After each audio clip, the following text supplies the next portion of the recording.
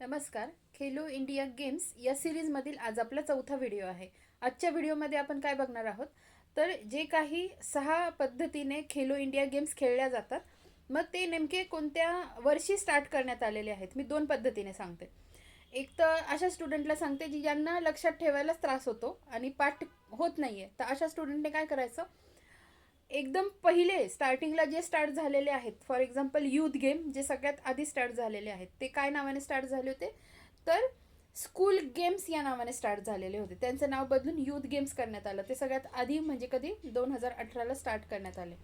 आणि नंतर मग बाकीचे कोणते जे रिसेंटमध्ये स्टार्ट करण्यात आले, तर रिसेंटमध्ये जे 2025मध्ये स्टार्ट करण्यात आले ते कोणते होते, तर ते होते बीच गेम्स आणि वॉटर गेम्स 2025चे. ॲटलिस्ट एवढे जरी लक्षात राहिले आणि भविष्यात प्रश्न आला तर इलिमिनेशन मेथड वापरून आपण कसं ना काही होऊन उत्तरापर्यंत पोहोचतो. हे झालं, कळलं तुम्हाला कोणी कशा पद्धतीने लक्षात ठेवा. आता दुसरी मेथड सांगते की हे तर लक्षात राहील. सगळ्यात पहिले यूथ गेम्स चालू झाले 2018, रिसेंटमध्ये 2025चे बीच गेम्स, वॉटर गेम्स.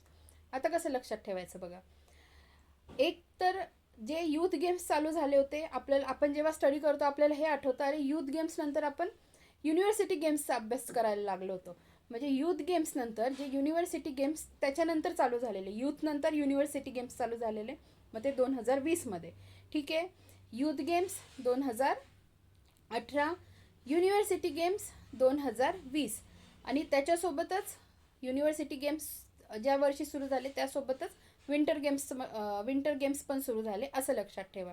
आणि मग उरतात फक्त कोण, पॅरा गेम्स सुरू झाले 2023मध्ये.